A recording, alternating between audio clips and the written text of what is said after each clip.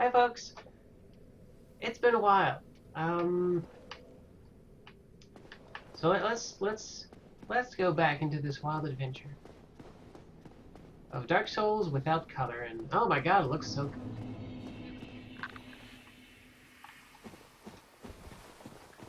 Can I remember how this game works?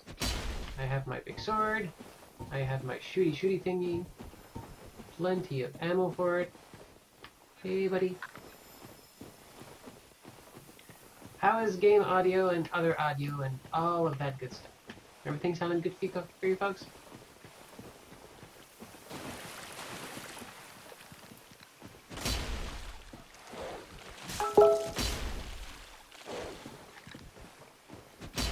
Oh, you're being very annoying, dog.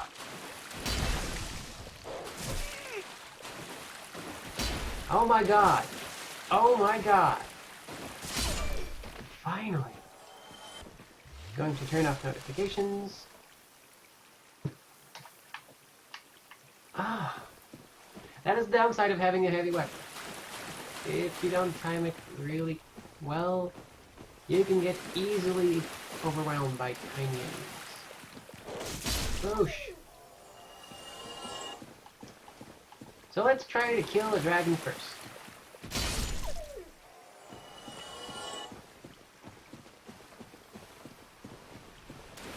Not off to a particularly good start since I've already used one Estus, but what are you gonna do? No, Moosey, we're not playing Undertale. Not that kind of like. Oh, I do love the doggies and everything. Whee! Alright, so last we left this battle, we were facing off against good old Calamity. There he is. I assume it's a he. I forget the mighty dragon. I'm not sure the actually gender Calamity might.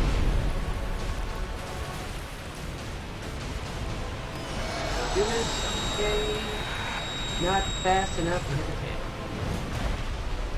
So I am trying to actually not get killed. Do this, essentially. I just need to do this a few more times. Not get burned to a crisp.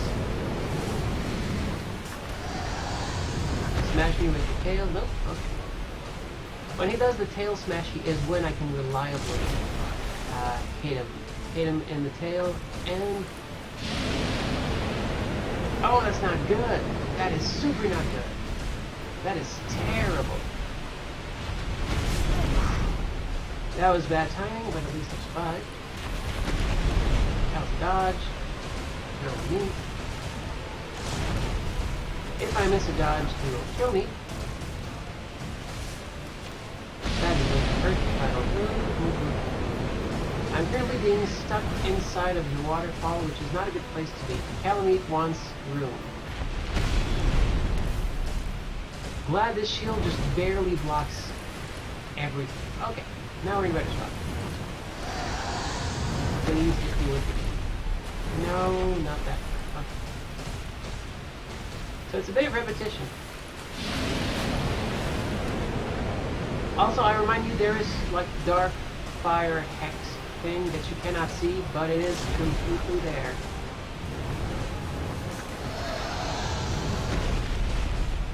Come on, do the vertical tail thing. I know you want to.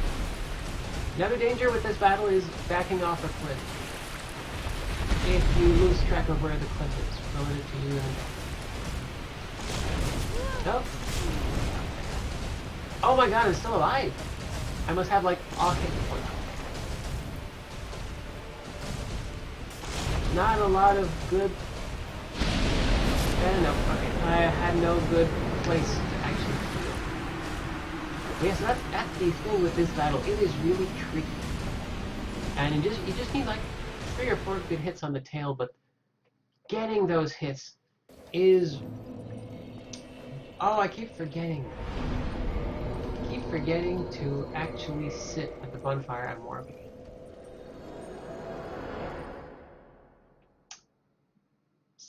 So yeah, it, and there we go. So yeah, dragon bad. Really bad. I pretty much have the best armor I can, but I was lucky to survive those hits. That was really cool. And I have power with him, but it's not really gonna help me. Because I don't need power, I need a certain number of hits. I think. Usually a certain number of hits and then the tail comes off. And once the tail's off, then we can just kill the dragon. That's actually a lesser concern. Still probably not gonna do it in the same try, or in a try, but I'm fairly sure I can get that done. I've done it before. I've done it before on level 1. So yeah, I'm pretty sure I can do this.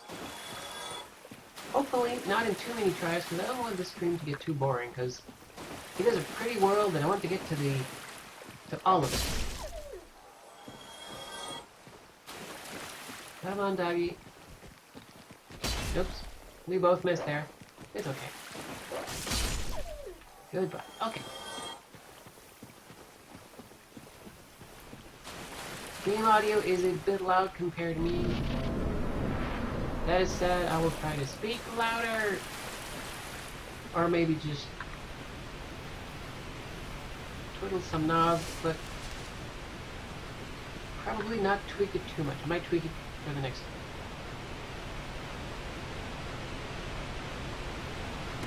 Okay, back to Colorless. Come on, show me what you got. Let us do battle.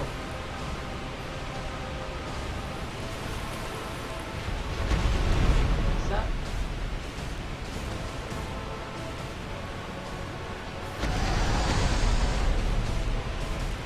I'm wearing heavy armor, which is not the best. Ouch. Because ideally I would want to be able to run fast, so I can take advantage of some of Calamite's animations. But if I am too light, then I can't survive some of the attacks. So it's kind of a balance. If I was fast enough, maybe I could get behind him, but no, that's actually not a good attack. When he sits down, that is a great place to try and hit him.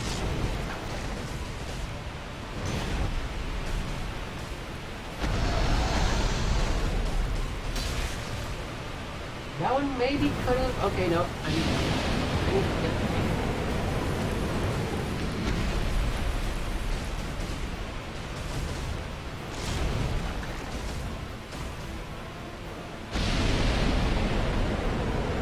In good Quebecer, sac Mulligan. Oh!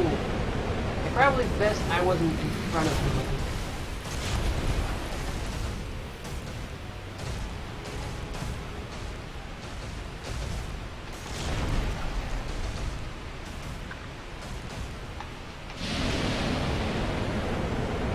If I was fast enough, maybe I could... But his tail's actually not in a good spot. When he does the telekinesis thing, though, that's a really good part. But again, I really need very good time. I also don't know how close I am getting to getting completely burned. Oh! There it is. Oh, I think I got double hit. That is really, really good. I got singed. Oh, that is a frustration point, because there is nothing I could do to survive that. Like the animation thing, I had my blocking finger down, and that's frustrating. But as a game designer, I like to make sure that the game I'm making doesn't frustrate the player because of itself. That combination of move, if that can kill me and I can't do anything about it, that's not good. Because frustration will happen in the game. That's pretty much inevitable. But frustration, when the player is frustrated at themselves, that's the least worst frustration, because then usually it's constructive frustrations. Oh, why did I do this? I will do that differently next time. And that's good. That's how players improve. But if it's the game doing something, like earlier I was playing the second best game of 2015, Nuclear Throne. I was doing really well, and then the game crashed. Like, that wasn't my fault. And it made me like super angry because I was like really going well. And like, you can't really help crashes, so you can't fix every bug, so you know, it happens. But it's the kind of thing like, really, really like kind of sours me. Usually, like, bugs will happen, so that's still a frustrating part, but you deal with them. I can understand that. Lord knows, like, games I worked on have had bugs. But when it's like actual design decision, that's a really annoying thing. Like when the game gives you a challenge you cannot succeed. That is the worst. Also, speaking of bugs, if like having been in game development for a while, if you play a game and you see a bug and you say like, oh my god, why didn't they catch this? Like, why didn't QAs catch this? They caught it. Like, they caught it. It's just that somewhere along the line, it was decided that it would not be fixed. Either because it was too expensive, or too time-consuming, or any other number of reasons, but most QA departments will spot bugs. It's just, sometimes some bugs just cost too much to fix. In fact, on the subject of frustration, my favorite example for that kind of frustration is a game, I think it's by King, it's Bubble Witch Saga on Facebook. It's essentially Bust-A-Move. I would cite an older game if Bust-A-Move was not the original inspiration. It's the first one I know. But, you know, bubbles, and you send bubbles up into the air, you try to make matches, the matches just do that kind of stuff. And the extra wrinkle they add in that game is they actually add kind of like Peggle, little like Peggle cauldrons at the bottom, so that when you complete, oh, there it is, not fast enough. Okay. Like when you make a combo, the thingies, the bubbles, they like fall down and they bounce around and they fall into the cauldrons and that really like gives you a better score. And also when you keep making combos, these spires come down and those make the bubbles bounce around and you get even more points. They're like big multipliers, so you get a pretty like good user-delight moment where you complete combos and everything's bouncing, you're getting mad points. It's really awesome. Lots and lots of score, and the score determines if you get the 3 stars in that level.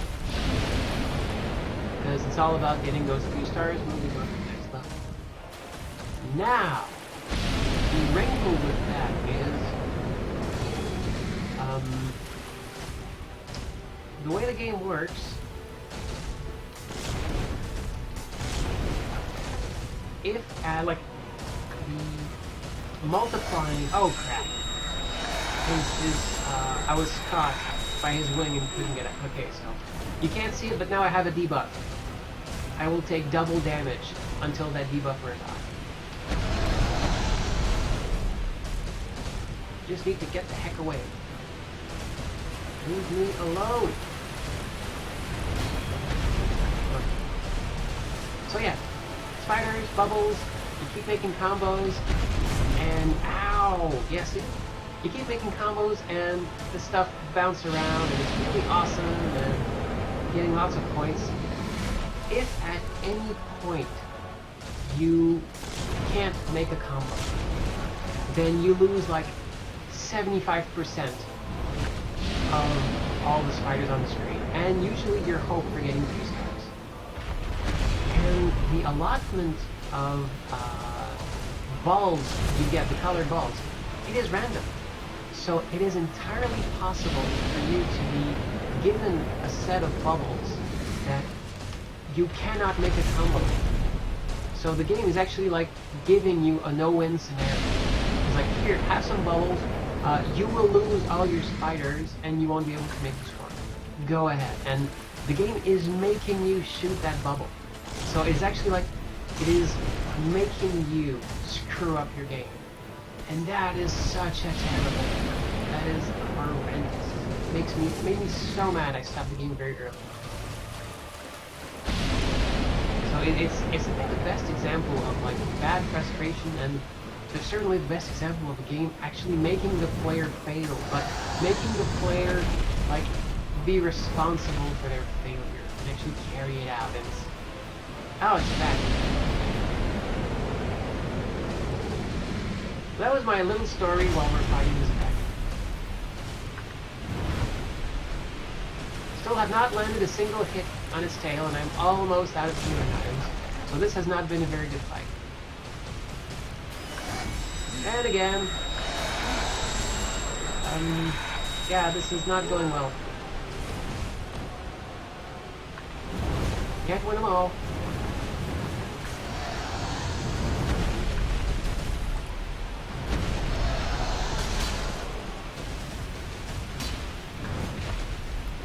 At least I got a hit in. That's good. Sadly, hits are not like kidding me. Between like fights.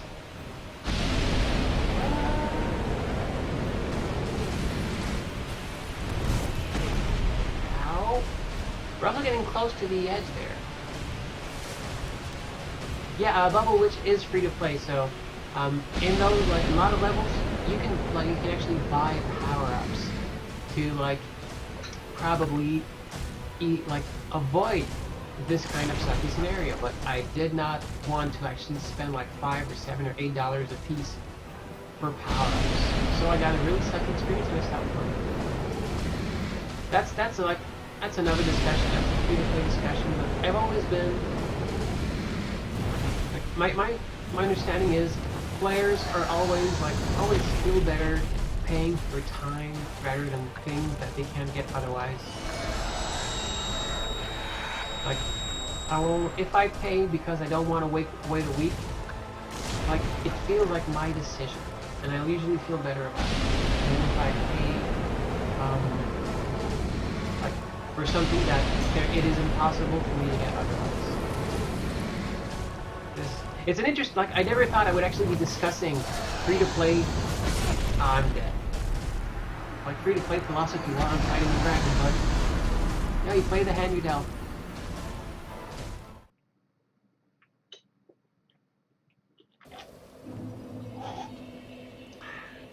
Diet Ruby, or Nectar of the Gods. Nectar of the low-cal gods. I also found a thing that there was actually such a thing as low-calorie jello, so I'm going to be making some, and if this works, I have like desserts on lock for the foreseeable future.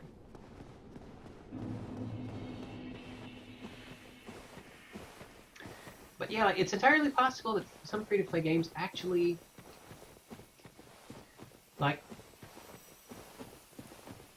use those kinds of tactics to and like in literature, they're literally called pain points.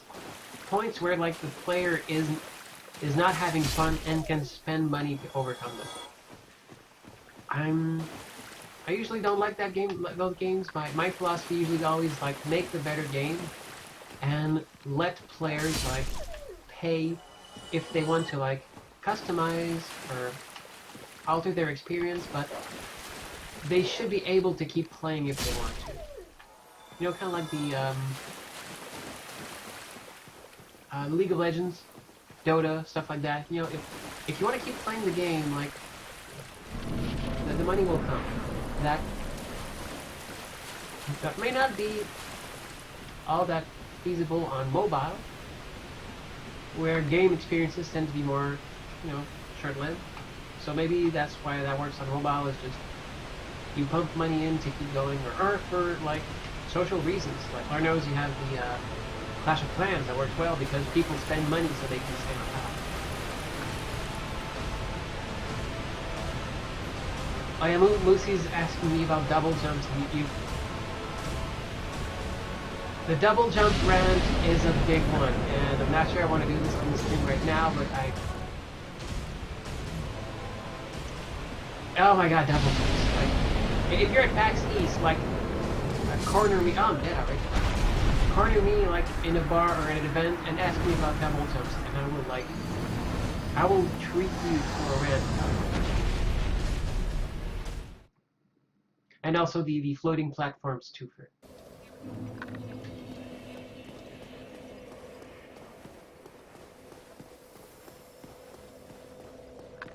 Oh, incidentally, let's see. Oh, there we go. So sorry not to see you there, Moosey, but someday. I have a lot of hugs in reserve for you when I meet you. Also, incidentally, if you meet me at PAX or GDC or anywhere else, say hi to me. Hi, I would totally love to meet you. And if you want a hug, be sure to ask me, because I usually want a hug, but it's always better to ask first. Because you never know. You know, sometimes people just got a really bad experience and they're not in the mood for it, and that's perfectly fine. So, hugs should always be good.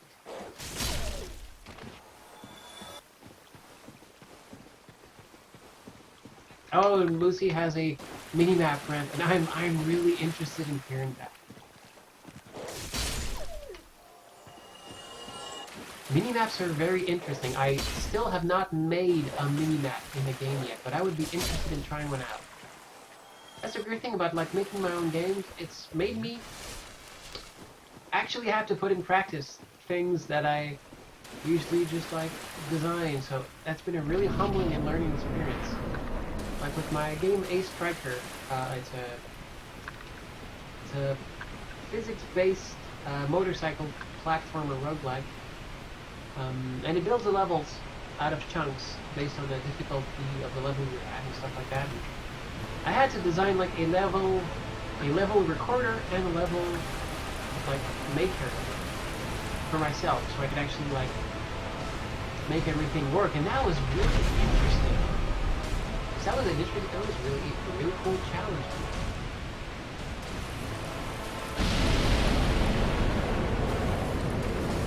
Making games, especially making small games, small projects, is always a great experience, at least for me, because it allows me to learn a ton of stuff. I'm eager to keep working on my current project, which I hope to have a demo. I will have a demo running at GDC. It will be on my little netbook, which I carry with me. So if you see me at GDC, come say hi and I'll show you my game. It's a coffee shop cyberpunk game. Yeah!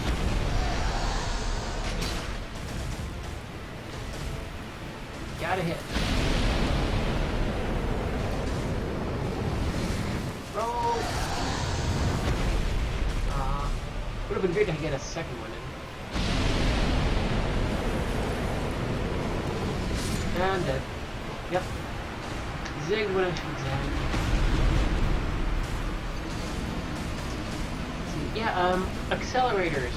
Accelerators are like things I feel are good because, again, I don't want to wait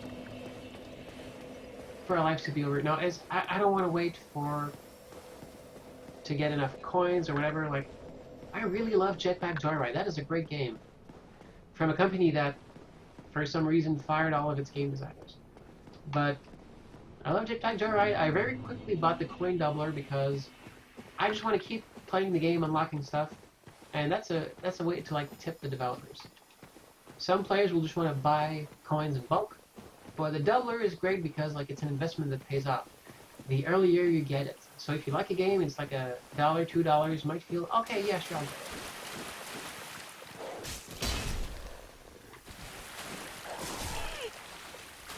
Oh. I can't even shoot it. There we go. Oh, hey, Chris. Okay, so everybody's saying my game audio is too loud, so I'm gonna have to tweak it. Because I can't be talking about free-to-play and stuff like that if people can't hear me.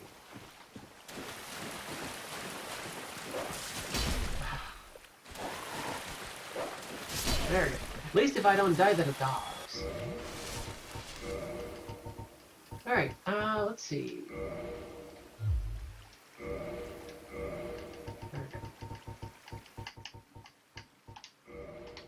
Let me know if this is better.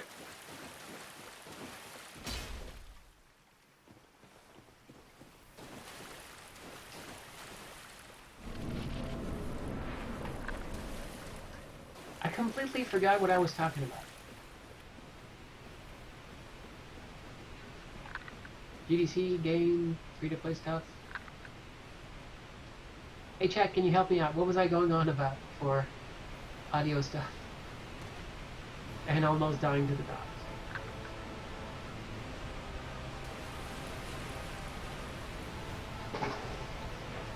I should maybe move up to the microphone too. Oh, hey, Dragon.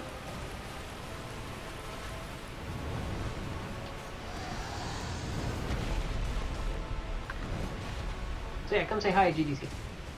If you're at GDC. If you're at PAX East, come say hi. I'm really hoping to have a panel, like, make it to PAX East, and I'm really interested in what the panel will be, so fingers crossed they accept it. I don't know what the process is.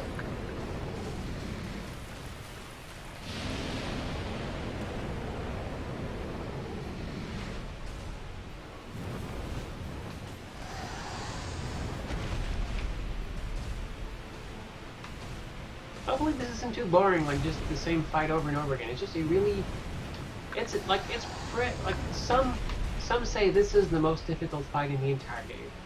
It's either that or Manos, which is the boss at the bottom of the abyss, which we'll be fighting right after this one. That one was such a challenge to do at level 1.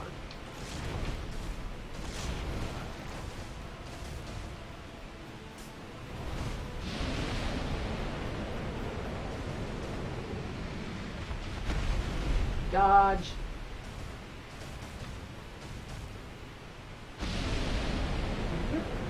Just duck myself behind his head.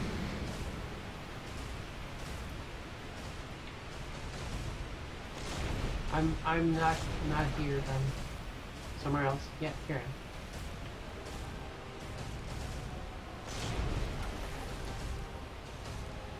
Just more stamina management, not getting fried by fire that I can't see.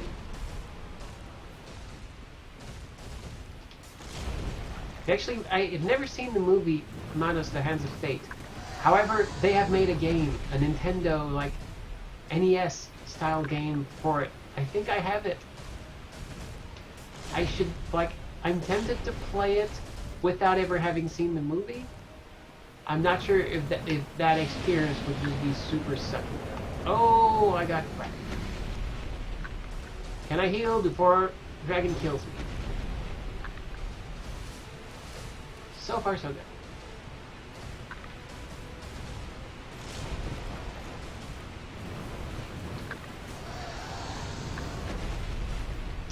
It really doesn't want to do that attack. Oh my god.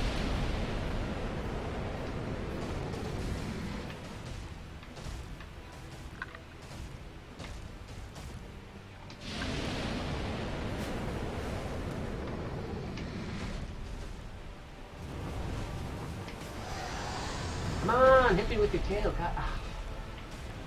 You know you want to.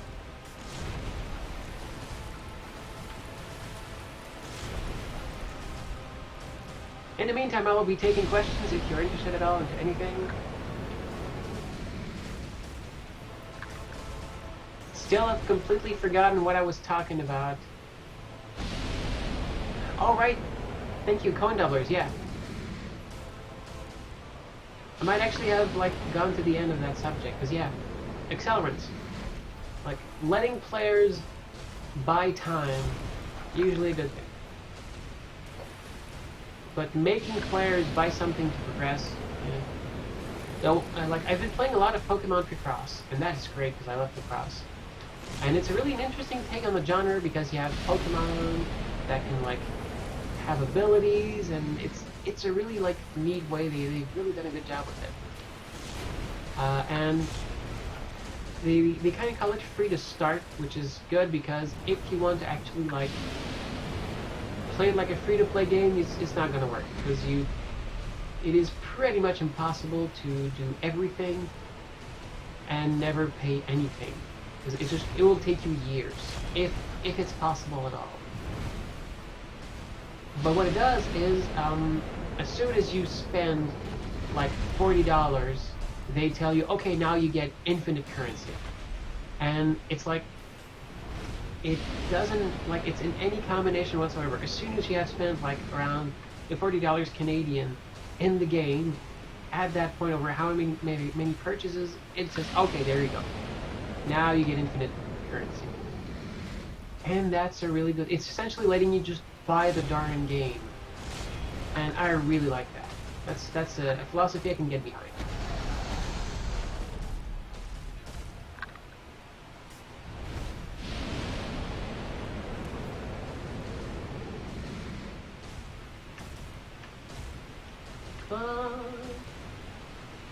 I also have the sound really low so it doesn't actually like get caught up in the mic, so I don't hear the music, and I completely forgot there was music. But yeah, it's a boss fight. There's usually music during boss fights.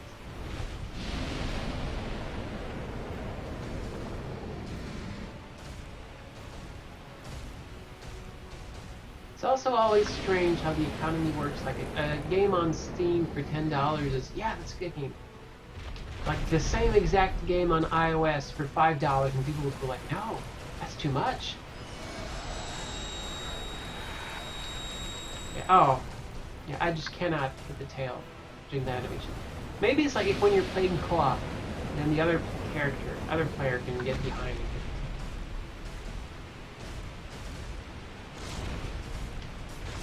dodgy, dodgy. Dodge.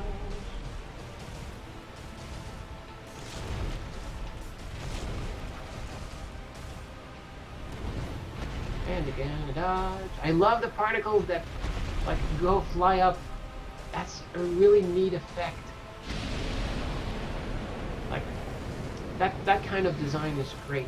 Like it gives like, makes you feel like you're in the battle and makes this enemy feel massive.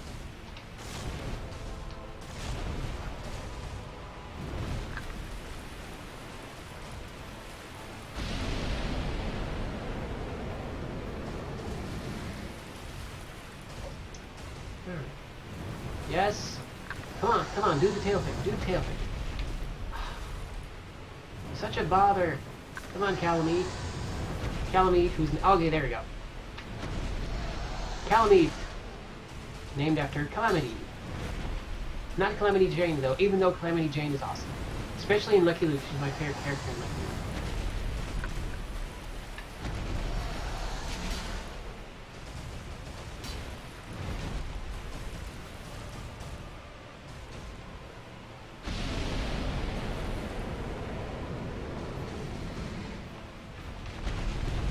Strange how your favorite characters kind of change as time goes on.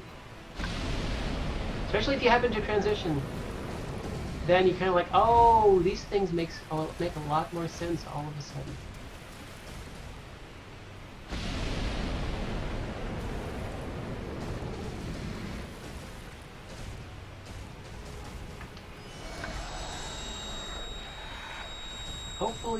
Hopefully he does the attack again, because that might be enough to get to him.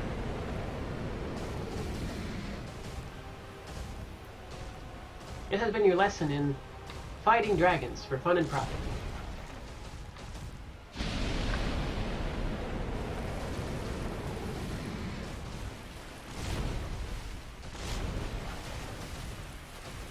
Yeah, someone in the chat is saying like, oh yeah, $40 Canadian, about $2.50 US.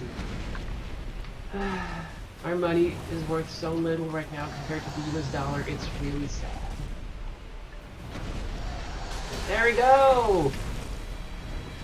The Obsidian Greatsword is ours. Now let's try to actually kill this thing. I'm sorry, you're not a thing. You're a dragon. A majestic being who I am trying to kill. Now this fight becomes interesting, because now I actually have to hit him. It changes my strategy.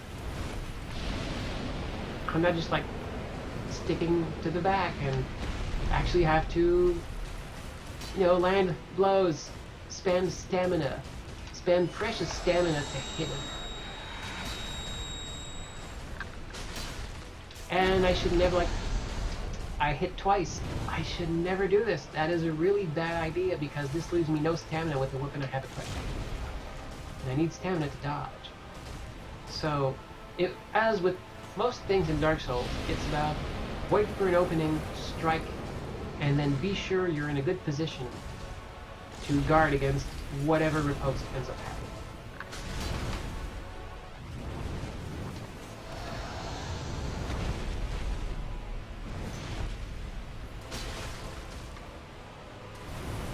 I need to get away, as he's sending out a giant cloud of flames.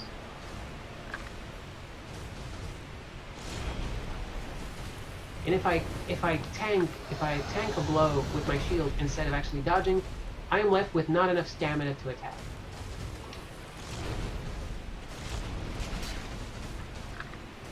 And get a nice little samurai moment of both of us diving and hitting, and one of us getting hit. And the dragon has a lot of hit points, not even halfway down.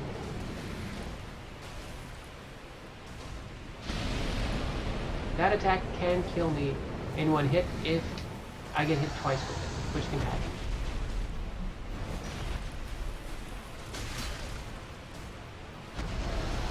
That is a dangerous attack, because it can hit from behind or above, which negates my shield. Probably shouldn't have Estus, but I just don't want to take any chances right now. That attack is a one-shot, usually, if I'm not, blocking, which I was. Oh, never mind. I have enough armor to actually survive that. That's good to know.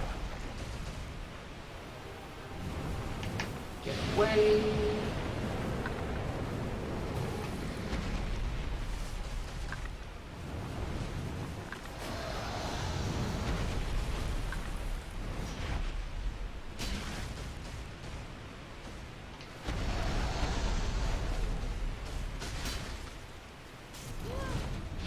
Oh, that one's bad. I'm kind of glad I survived that. Might not be checking the chat all too often during this part of the battle. Got a drink.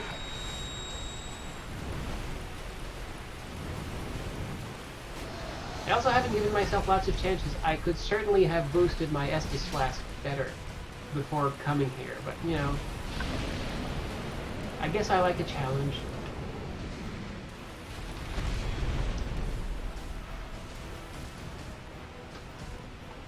Okay, that's the sweeping. Oh, landed, nice. I also could just pepper him with arrows. I could totally do that. It would be completely legitimate. Because it works. It's Dark Souls. If it works, it works.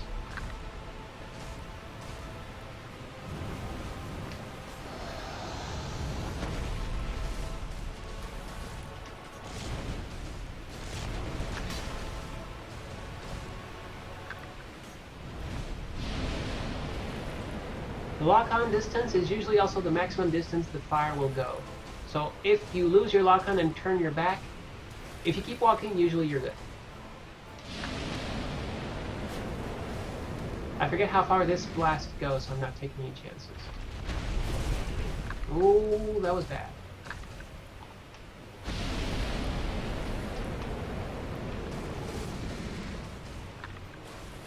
Sometimes an opening is a good time to heal.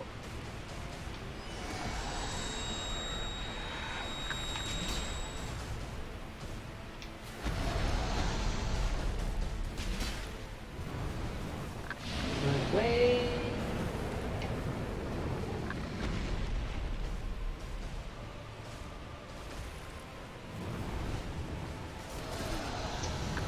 That was bad. And I'm out of healing.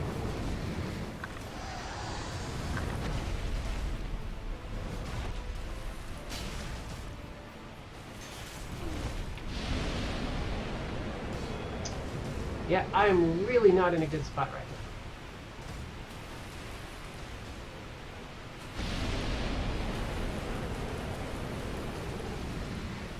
This is how most Dark Souls fights end. Both of us really low on hit points.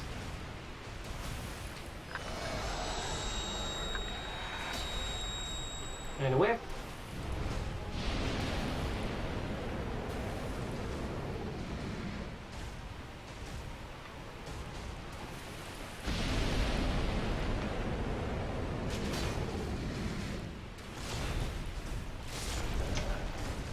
And that is how most Dark Souls boss fights end. But next time I'll be in a better position because Tail's already gone.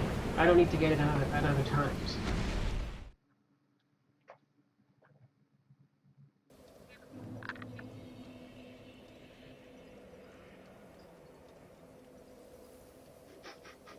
Yes, obsidian joke, nice. But I got a wicked sword. Check this out. Obsidian great sword. No scaling like all of the dragon weapons. But check it out. Ah, looks so good.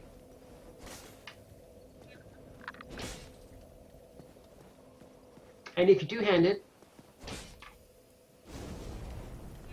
boom!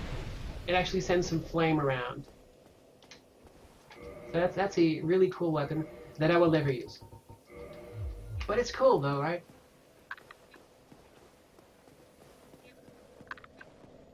Well, I might actually like boost it up, and I'll think about it because it's actually like it's a good weapon. If you're like, if you want to spend your points elsewhere, it's a good one because as long as you can use it, you're fine. And it's a heavy, like it's 20 strength, 16 dexterity, which means if you're on a dex build and you don't have a lot of strength, you can two-hand it, and it's a really, really powerful weapon that you can use for a lot of different situations.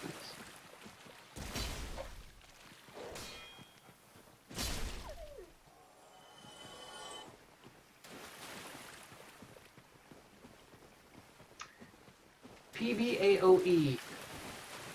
Not sure what that means. AOE probably area effect. PB? No. Please explain yourself, Trace.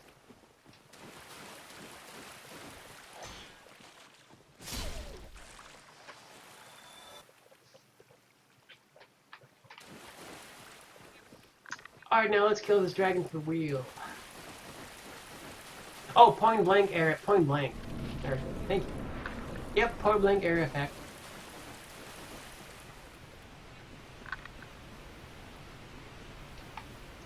Alright, Calamite. Your days are numbered.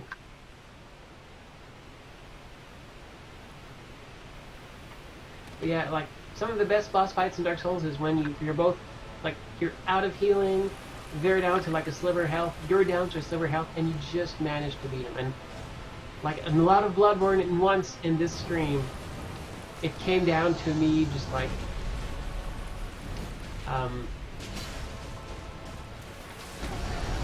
ouch, like me finishing off an enemy with a shot in the face with like a rather non-damaging weapon. Nice, not really going well so far. I'm not pleased with my performance.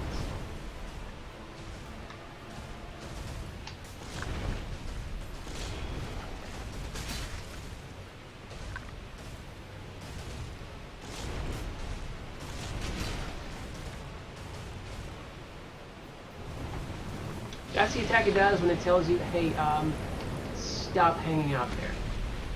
Let's face each other.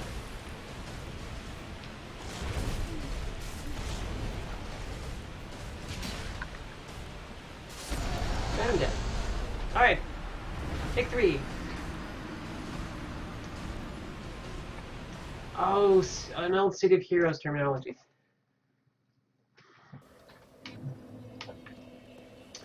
I never played City of Heroes, but I played another MMO, Champions Online.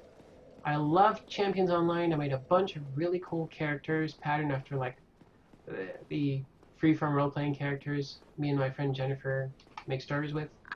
Had a ton of fun, explored the world, and 30 days later, once my trial ran out, I lost all interest in playing that game and just stopped. And I never picked it up again since. So I just really I bought an MMO and just played it for the 1 month, and that was fine with me.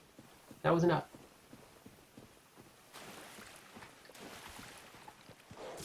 Bam.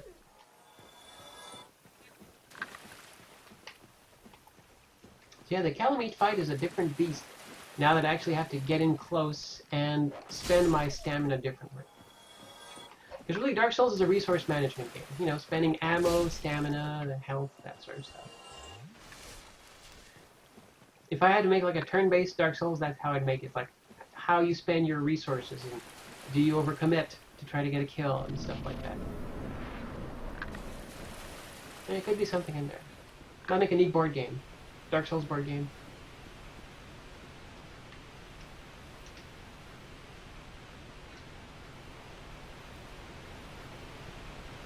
Yeah, peanut butter area effect. Alright, Dragon, let's do this. I know I've said this before, but I guess I'm saying it again. Dragon going, haven't we done this before? Yes, we have! Let's keep doing this, because I'm the one who can load their game. And it always kind of interested me, like, how I would react if I was put in that situation in that world. Because, of course, like, it's dangerous, and, like, oh, you can die, and stuff like that, but in the face!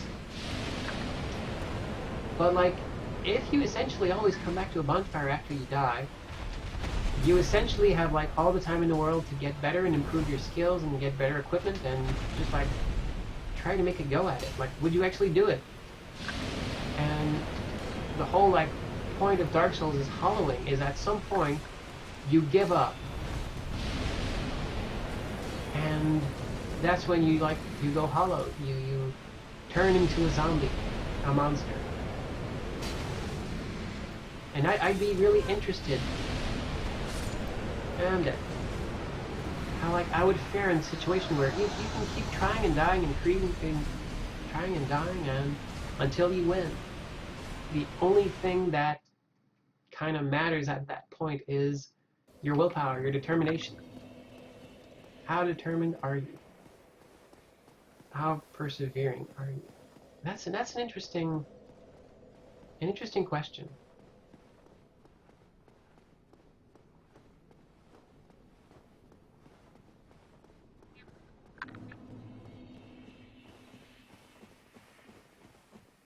Senator Gorilla Arms. That's a cool name for a superhero.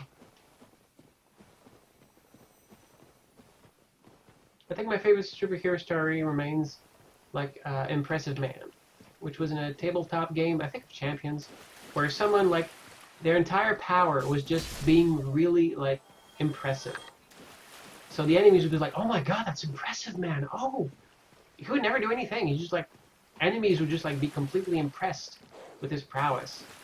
So I think, like, it was pretty effective, because then he was like teamed up with people who actually could do stuff. And I think, like, post game he just became the president, as you do. And that's, I may have talked about this on stream before, but the Captain Planet Planeteers always used to be that, like, as I recall, you had, you know, the four basic, like, your four typical elements: fire, air, earth, water, and heart. And everyone could, like, manipulate their own elements. You manipulate, like, earth, fire, and wind. And Maki, who had heart, could, like, you know, convince people and make people, like, come to his point of view, and, you know, the good kind of manipulation. Just like, hey, you know, like, check this out from my point of view.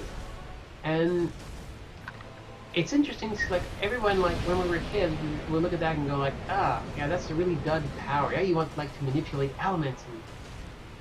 But think about that today.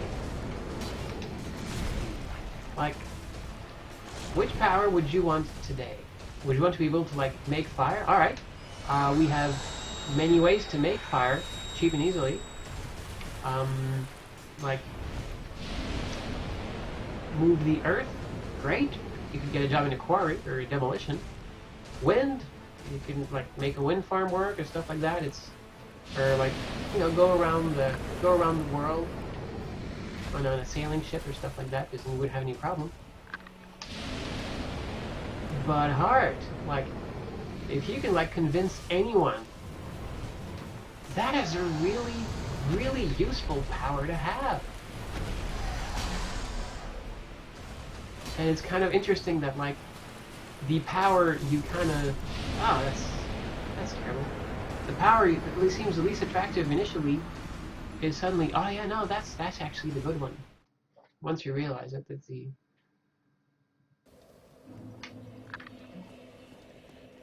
Actually, yeah. Trying to find a suitable metaphor that doesn't have negative connotation, I can't really find one. A diamond in the rough, maybe? Not really. It's the thing that you, kind of the underdog power, maybe? You think of many things, and then you think one of them is worse, and then you... it's just... never mind. It's like that suitable metaphor.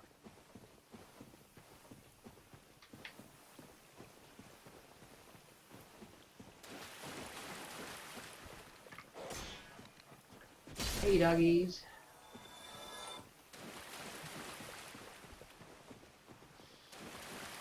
Yeah, I'm stoked about continuing work on my game, doing cool things.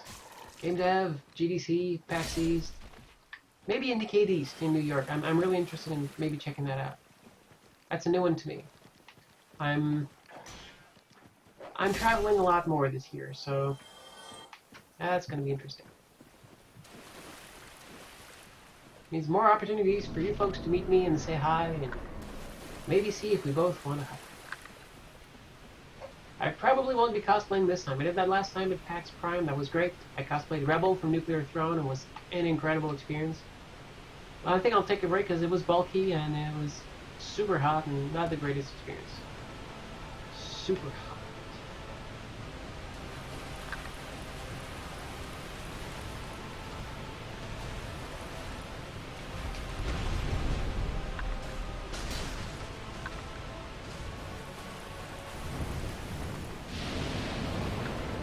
Run away. I still really like this mod. I still really like how this whole thing looks. Totally dig the style.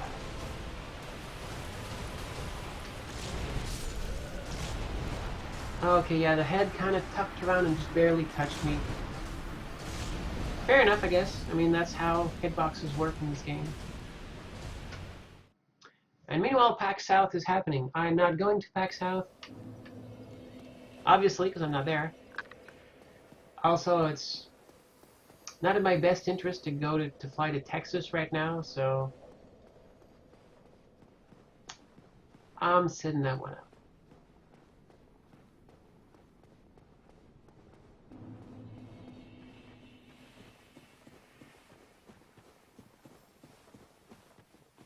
And my favorite, like, character name story probably has to be from Diablo 1. A friend told me about, they were doing LAN parties where, just bring their computer, set it up, play a ton.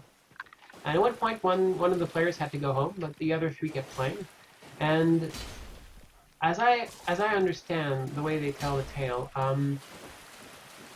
all the players kind of got in a bad way, and they all died at the bottom of, like, pretty deep. And they kind of didn't want to, like, I think, is it a corpse run that you do in Diablo? I never really played the first one. So what they did was they started back up the computer of the player who'd left, and they made a level 1 warrior named McDecoy.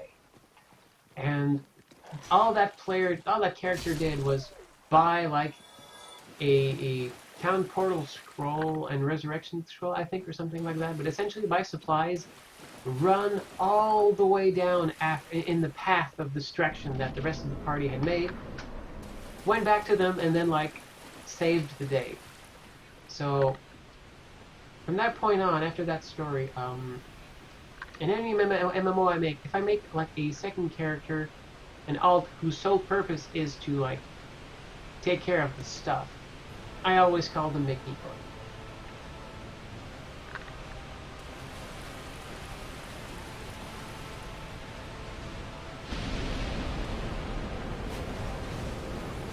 Yeah, like I went to Austin once for RTX. That was like my first industry convention. It was fun. Met some really cool folks there. Met the 2DX folks. Met some like really nice Rooster Teeth community people. Met Dave Lang. That's where I met Dave Lang. So that was the highlight of that particular convention. But Austin was quite an experience. I've never actually, I think, experienced a dry heat in my life. Only wet heat. And Austin is so incredibly humid. It boggles the mind. And essentially my experience of like, the way I see Austin is, when the city was like first settled, when the city was first settled, like, you know, settlers just explored Texas, and they came upon this giant oven, like heating full blast constantly. And they said, hey, you know what, let's live here. But, you know, it's not practical to live in an actual giant oven. So they built this city made up entirely of fridges. So that is essentially what Austin feels like. You're outside, you're melting, and as soon as you walk inside, it is the coldest place known to humanity. So I was constantly taking off and putting on layers, and it was such an incredibly uncomfortable experience. So it was great, folks were great, had a lot of fun, convention was nice, ate some really cool food, but all in all, I would not live there. Especially not now. Texas is not a state that is a good idea for me to live in. So I'm kind of really happy with Quebec right now. We got some really nice healthcare for me and folks like me. We got like winter hellscape, which is not the best, admittedly, but I can live with it. Summers are cool. And I'm pretty much like only scheduling flights out of Montreal right now because we get direct flights. We actually like get really like the price is so like different from like flying out of Quebec that usually it's just it's cheaper for me to get a bus ticket and just bus to Montreal and then take the plane there than this like for me to actually just fly out from Quebec. So yeah. And I know cool folks in Montreal, so I can say hi.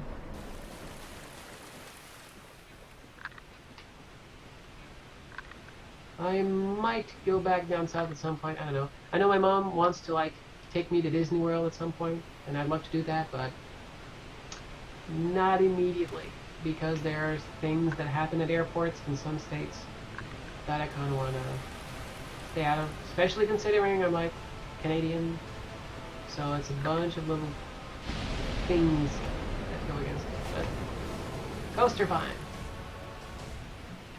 It's always like a neat experience. It's neat to like realize the difference between like, really? I guess I wanted to wear shoes. Hi Chris, thanks for sending me messages in the middle of the stream. Turned off sounds so nobody can hear my sweet Steven Universe ringtone for my texts. Because it's a terrific one. Ooh. Got singed a little bit.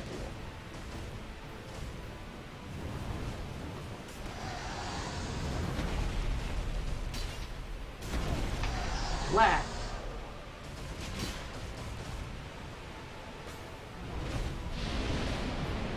I'm not fighting very well. Maybe I just like came off of the fact that, hey, I actually like got the tail, so now I'm not fighting as well as I could be.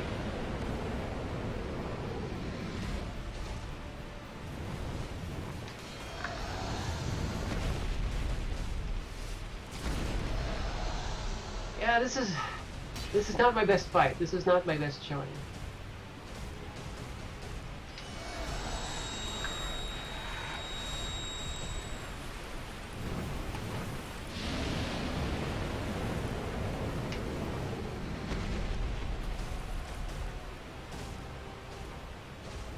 So yeah, like Disney World, Southern States, stuff like that, not right now. Maybe next year.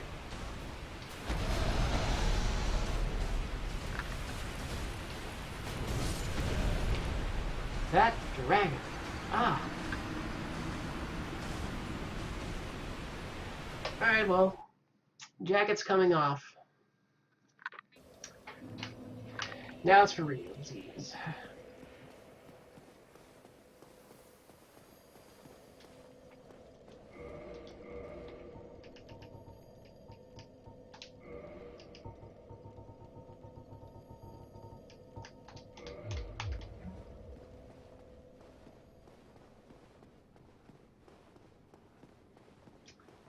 Gonna do this. Because this is just a DLC. Once I'm done here, then still got a whole chunk of world to explore up in the actual world proper. But it's gonna be easier. Because I'll be gaining like still a ton of levels and getting good equipment from this place, so...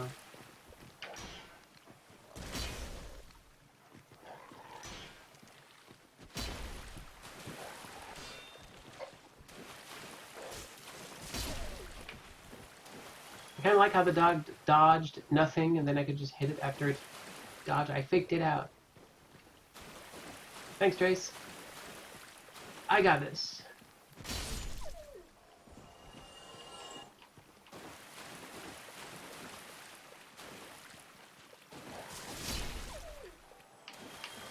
Incidentally, I'm wearing a... It's hard to see, but...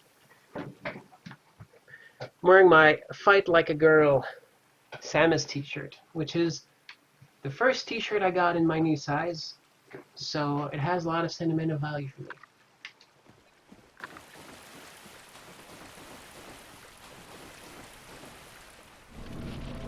It's also the shirt I wore at PAX Prime on the anniversary of kind of the day that I had my personal awakening and started to go down this path. And this is night also that Trace and I talked at the Sheraton bar for a while, and that's one of my that's a good memory. So here's to this shirt and memories and killing dragons, because that's what Samus does.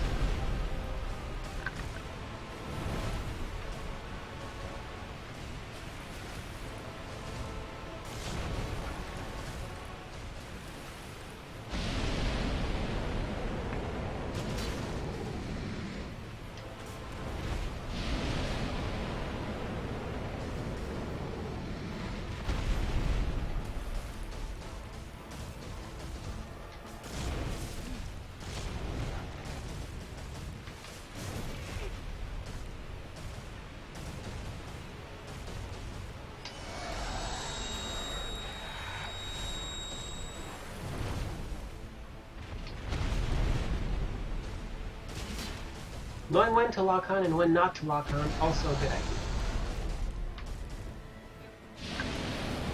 Oh, up against the wall, that's a bad spot. That's a bad place for me to be.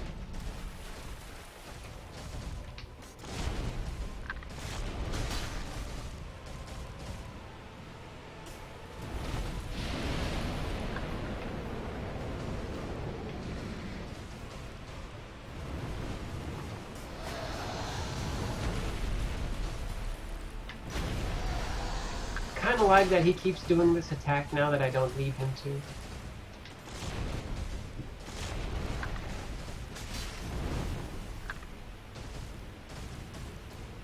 Also interesting with stamina. If you overspend your stamina, you have to wait until it recharges back to 0 before you actually get some back. So if you have just a sliver, you can spend it, you can hit, but you'll have to wait longer before you can do anything with it again. And I think that's a good system.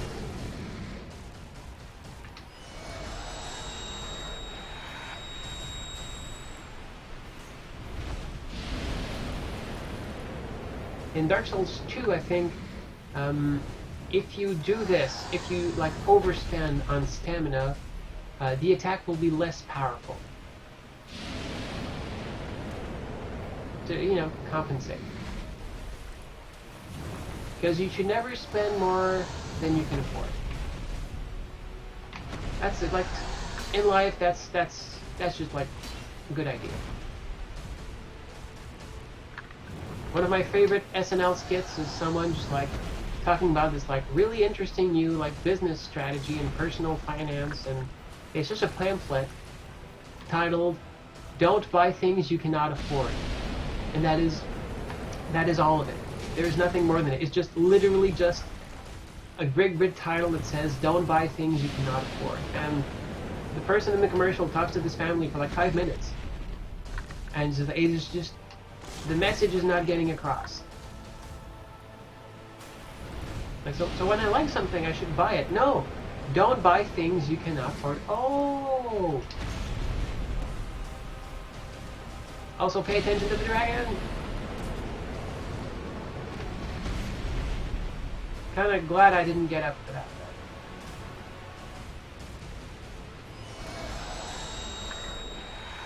Double chug. Ah, yeah, that one's really tricky to time.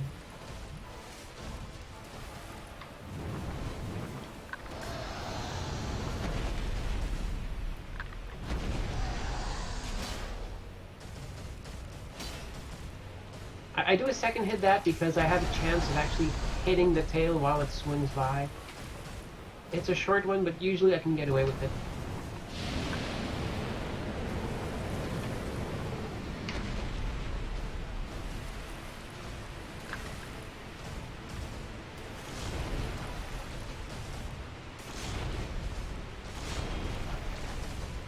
Also, if you block and you run out of stamina, your character goes through a stun animation that takes a while to recover from. So in PvP, that is very important because that can put you in a lot of trouble. That hurts a lot, oh my god.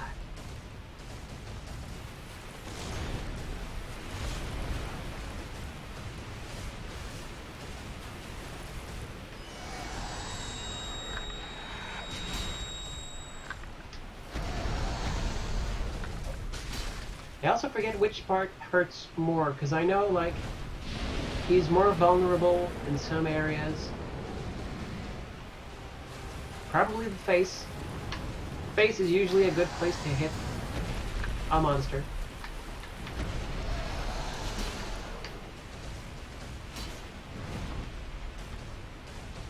Still a beautiful fight, though. Like, I think this is the only dragon you actually fight in the game, but it's like, aside from the Drake, which is at the start of the game, but this is a really satisfying fight, and you really feel like you earn it when you win.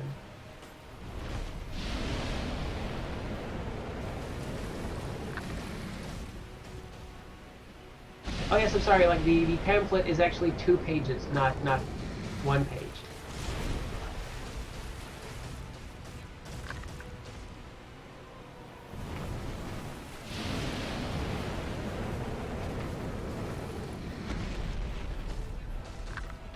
But yeah, budget, good thing.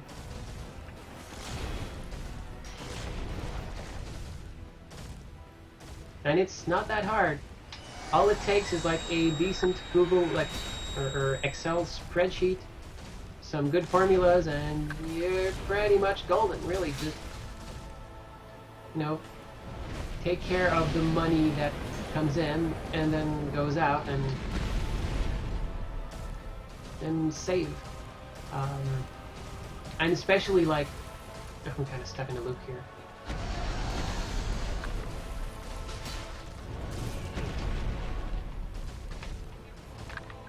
A great thing is having multiple, like, accounts. Like, I have a checking account.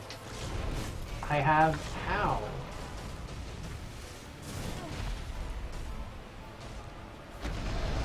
Like, I have a checking account. I have a savings account with my bank. I have another... Oh, come on! Well, this is not going to end well.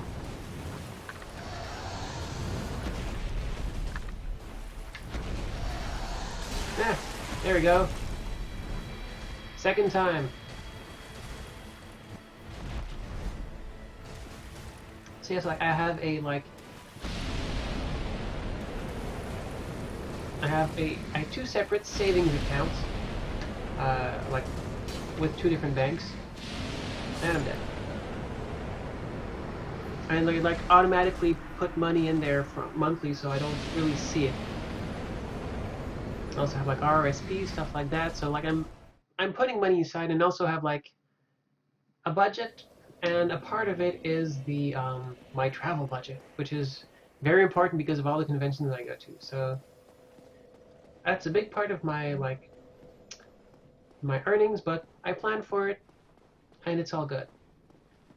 Cause like, you know, conventions have a really like sentimental value for me because, well, you know, it's networking. I'm a game developer. I make my own stuff in addition to my day job, which is making games.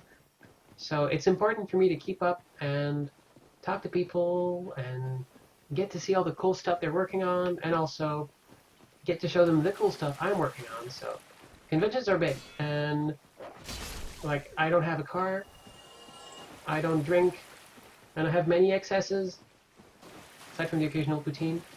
But so I squirrel away a lot of money for my flights and conventions and stuff like that. And I'm thankful to have friends in many cities that can help me out too. And if folks are ever in Quebec, let me know, because I have a big place. But yeah, traveling and being social is very important to me. It's something that's weird because I kind of actually only really discovered how much of an extrovert I was after I transitioned, because earlier I was like, I kept to myself. But really, like once I got into the games industry, then I like felt happy because like, hey, that was my dream job. That something was missing, and now like, oh my god, like now that I actually like myself, I just want to show myself to people and be very social, and that's awesome. Oh, you're gonna start with that. All right.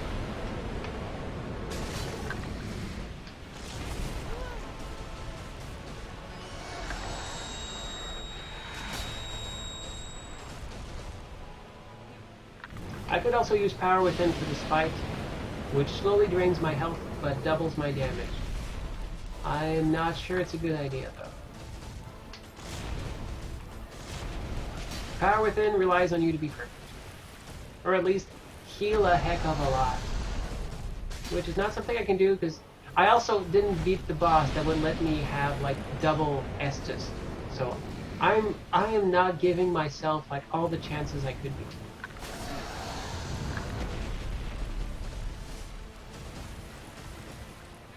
But again, like, challenge me, stuff like that.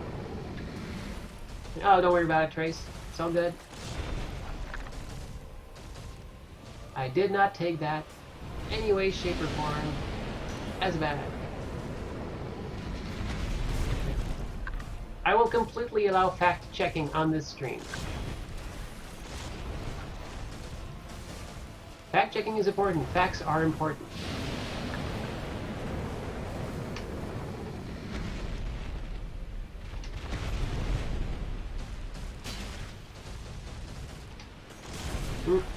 That was bad timing. That's gonna be... Oh, whoa, wow, really? Oh, there's a blind spot in the fire. That's great.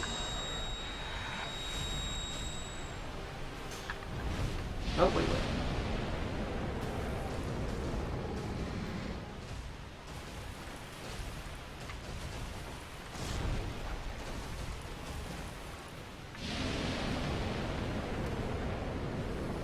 I really like the array of moves you get in Dark Souls.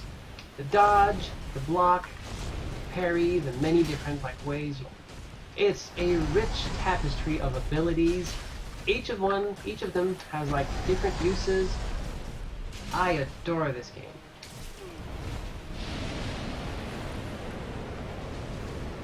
Which is why I play it so much. But this is probably the last time, at least for a long while. I'm also really looking forward to Dark Souls 3 because, hey, I get to discover a new Dark Souls world. And that is the best. That is really, really fun. Discovery is the best part of this game. Not knowing what to expect.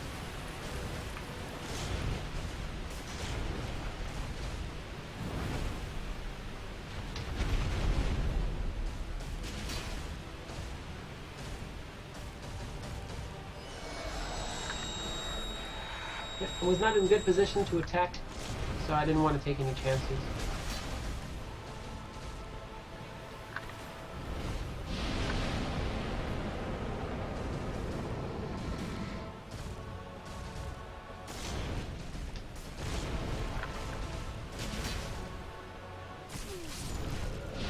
Oh well, okay. I was in exactly the wrong spot.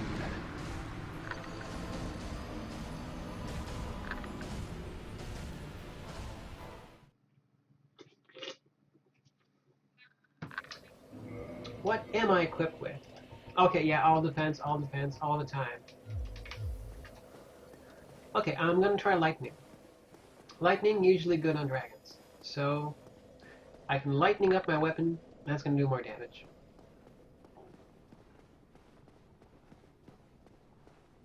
Also, I could go back to Anor Londo and buy some lightning bolts for my crossbow, which is good. I just love the fact that there are actually lightning bolts in the game. They're just like crossbow bolts, but with elemental lightning. I love that. I really, really like that. Yeah, I've become fond of agile magicians in the Dark Souls games, but I just love playing a strength-based tank character for this run because it's fun to watch, especially since I still do some agility-based stuff, but it's really how you discover Dark Souls the first time usually, so it has a bit of nostalgia for me. Which is kind of like in Fallout, I will always play a smart, charismatic sniper. That is the kind of character I really, really like to play.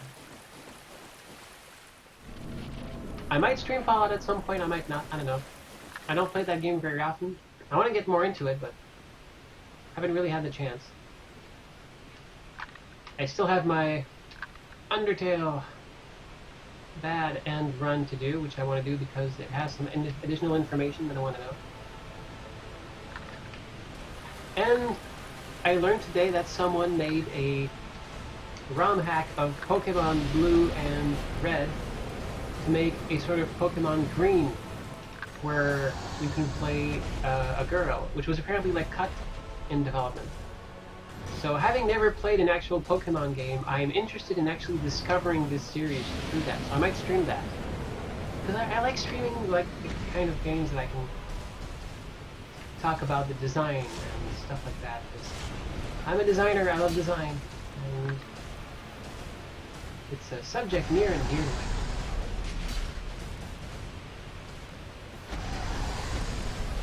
And it's essentially what I want to do for the rest of my life, so I think it's good for me to keep improving it.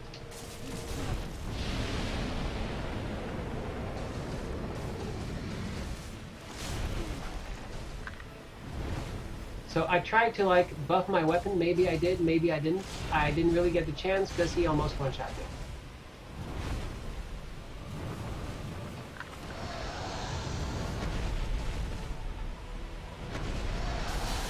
Yep.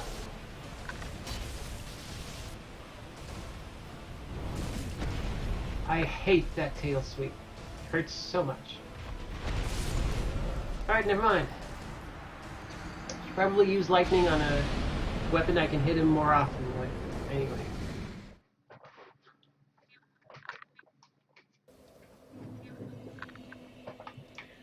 Alright, this time. 20th time's the charm. But I said I would kill this dragon, I'm gonna kill this dragon. Gonna kill the dragon, gonna kill it good.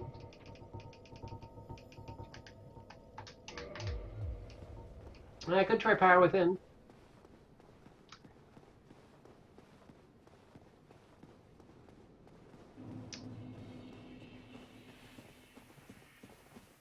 But again, this fight is like, it's not really about landing a lot of blows, it's about learning when the opportunity is, but I could try. Worth a try, right?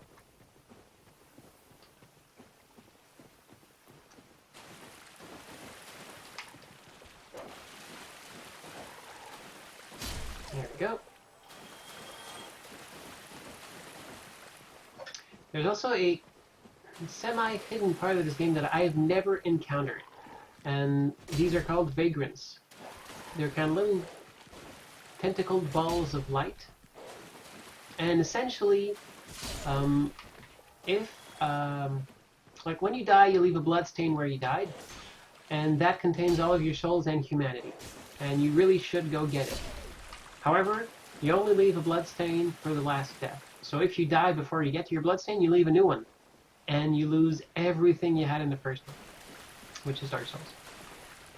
However,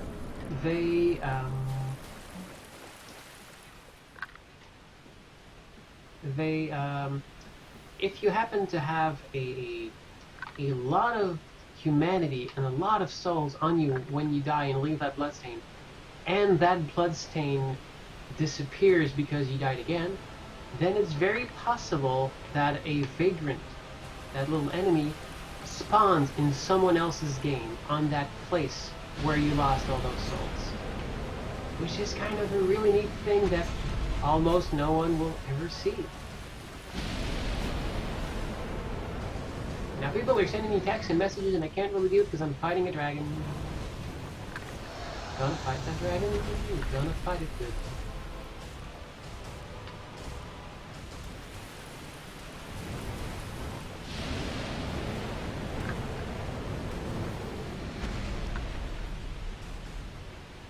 Fire, fire, fire!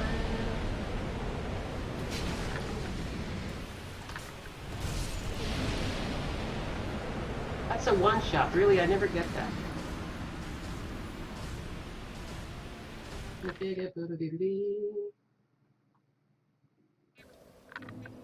Just a second. Well, oh, right. I should probably go back here so I don't get invaded. Oh, wait. No, I'm not human. Never mind.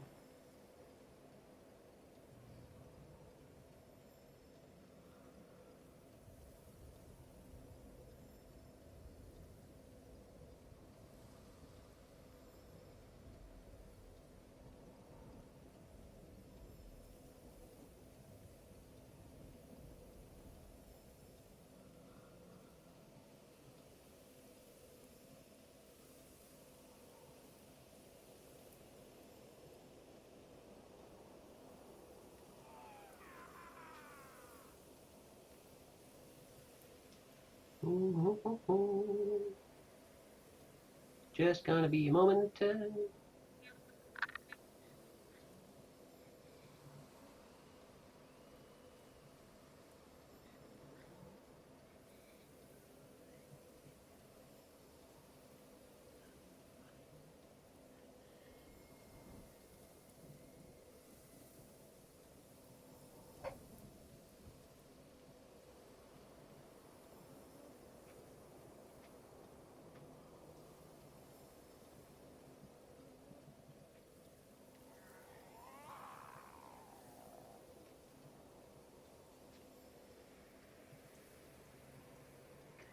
And there we go.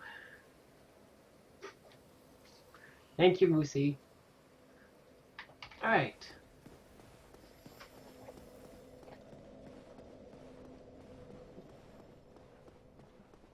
Actually, hold on. It's getting super hot in here. I'm going to open the door.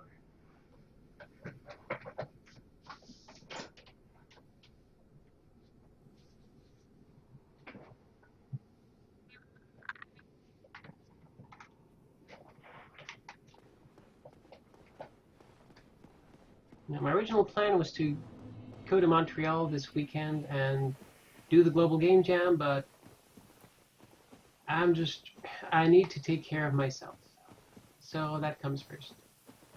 And I had a great time last weekend going to Montreal, so that was great.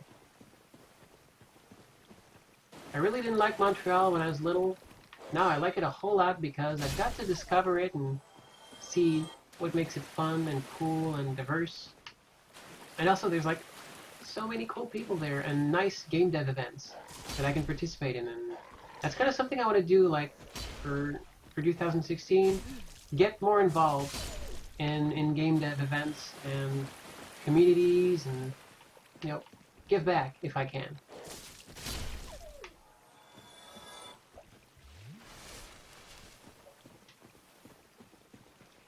Lucy tweeted a dragon emoji at me, so I'll do this.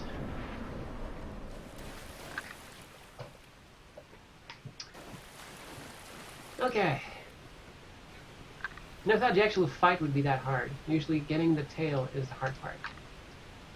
Also, people who leave these messages are jerks. They leave these messages because you're just walking, and you press the button to get on the ladder, and then you read the message instead and you fall to your death.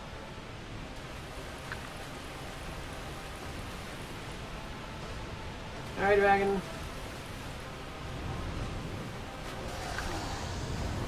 Yeah, sure, let's start by killing me immediately. I was kidding. You should not actually do this.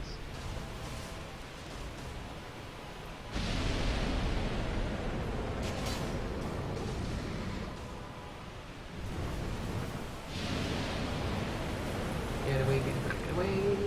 Get away now.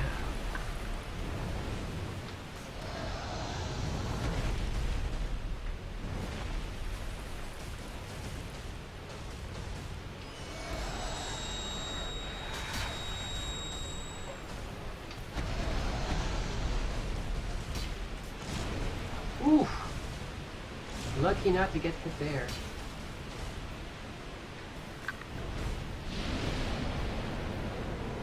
Hey, what's up?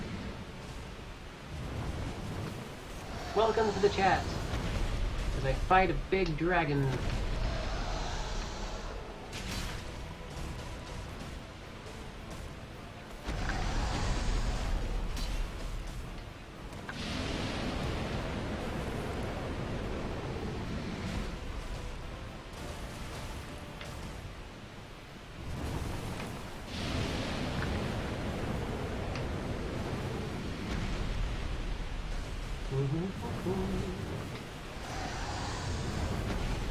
Boss design is always interesting because, especially with big bosses like these, you're essentially making patterns and determining when the patterns happen, like how they can be dealt with.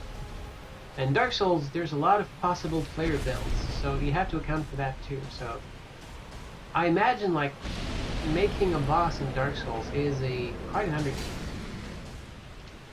I'd be really never mind. I'd be really interested in the whole design process for a Dark Souls boss.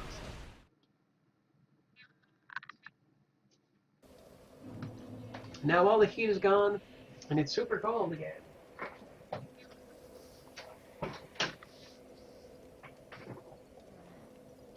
And back.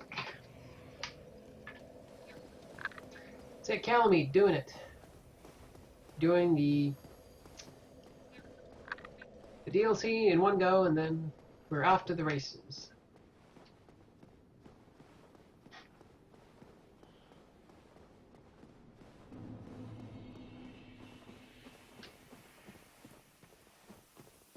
Also, again, a bit of transition talk because, hey, this is me, and I'm still a baby trans.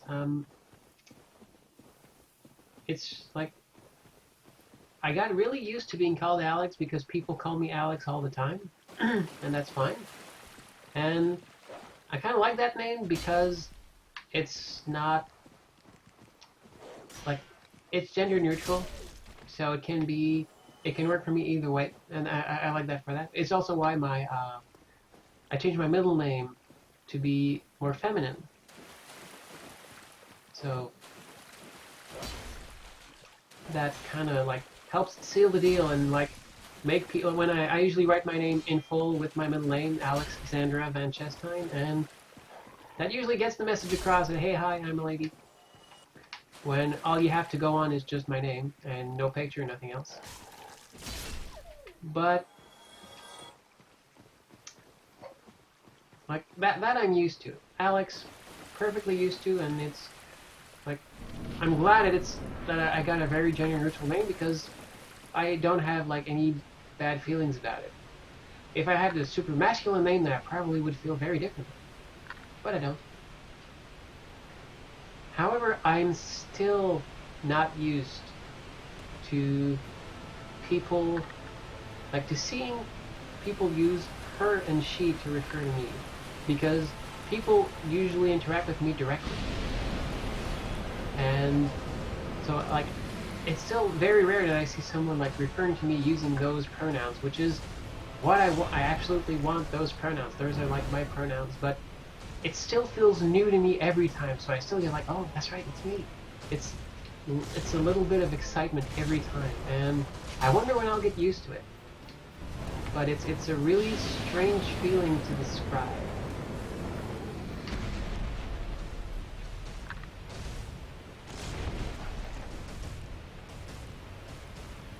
It's also something like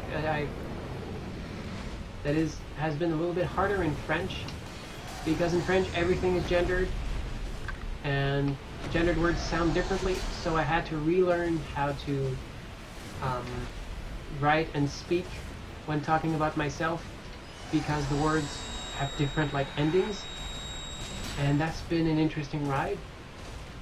I had to go back and like relearn all of my like grammar stuff, just because okay, now every time I write about myself, I need to write differently, which is something you don't really get in English. Incidentally, I really like English because it's way simpler for me to like talk about myself. I just like English generally.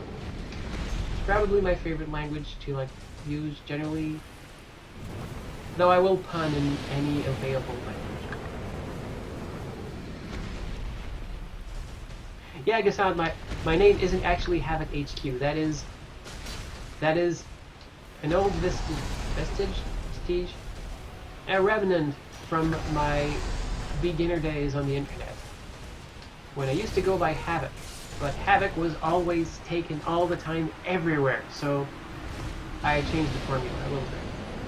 And Havoc actually came because my initials were AVC, and add a couple letters and you get Havoc. So it was like the word closest to my initials, and that's why I picked it. But now that I actually use Alexandra more often, it doesn't really fit. But PSN doesn't let you change your username, so I will probably keep Havoc HQ everywhere until PSN lets me change it, and then I will change it everywhere.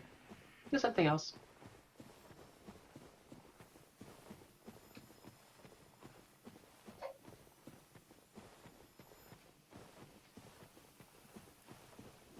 Names are cool. Finding your own name, like naming yourself, is very empowering.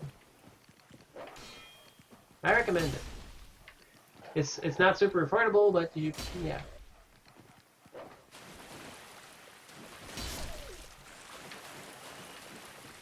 It's actually cheaper to change your name right now if you do it as part of a gender marker change request, which has been super streamlined in Quebec. It's now just like a small sum, and like you need a notary document from you and someone who knows you, says like, yep, this is me, I'm doing this, I know what's up, and then as part of it they can say, oh, by the way, you can change your first name and middle name if you want to, because we'll probably figure that's going to be part of the deal. So that's cheaper than actually just a name change request, and that's great, and hopefully I will get my results soon. So yeah, changing name, it's interesting, it's empowering, and I've heard of cultures where children get children name, and then when they mature, they choose their own names, and that's cool. That's nice. That's something I think modern society could use.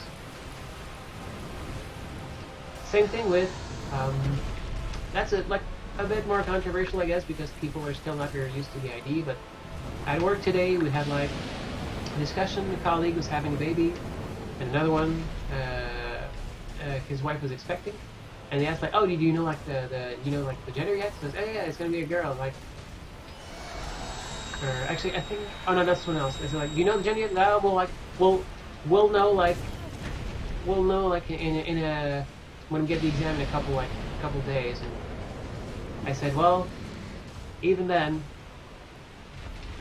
you might not, and that's something that I kind of wish I would have had, but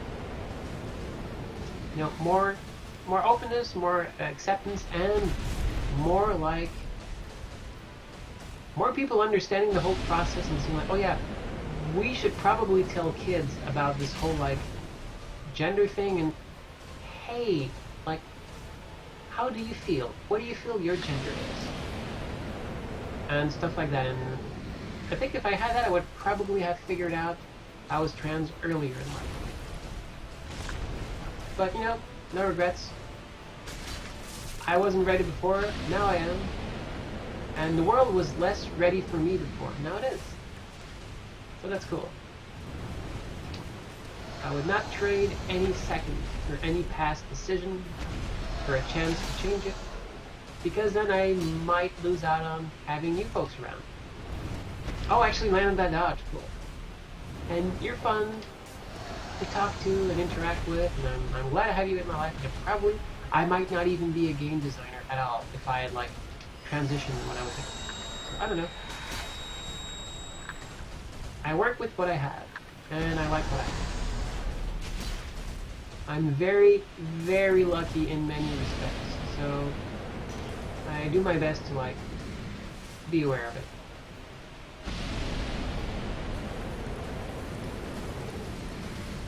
Bad move? Oh! Okay, bad move, but lucky outcome.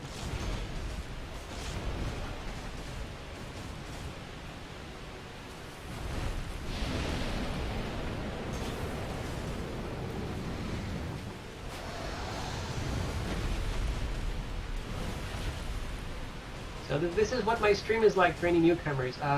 We talk about, design principles, free-to-play marketing strategies, and also transgender issues. So we got a nice little variety of topics here on my channel.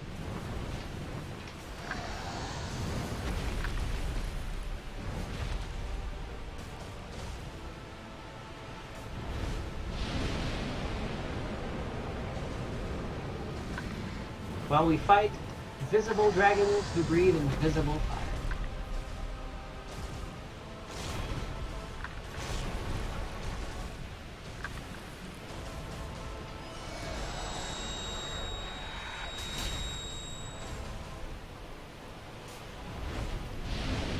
Oh, incidentally, something I wish someone would have told me like way earlier, so I like to pass it on.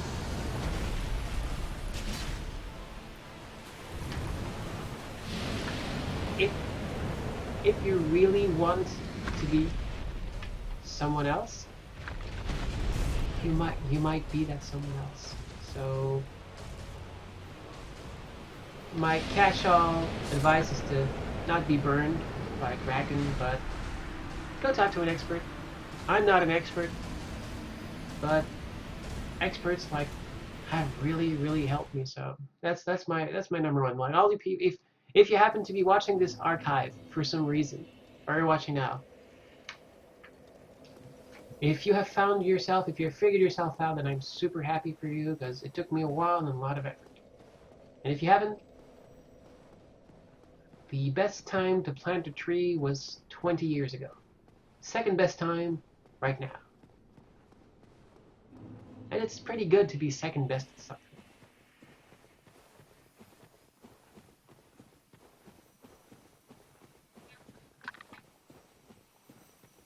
Yeah, sorry, Gassan, you miss Game Dev Talk.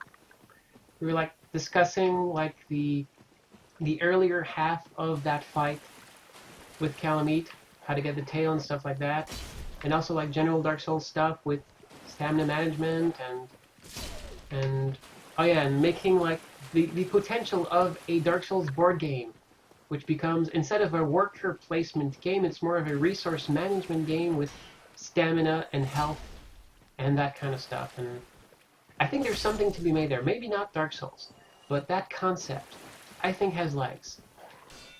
Of some like a, could you have like Slap 45 and Bang and games where it's like Duel and stuff like that? There could be something for like sword duel or you know, medieval fighting where, okay, you have various resources and moves and stuff like that. I think that could be something interesting.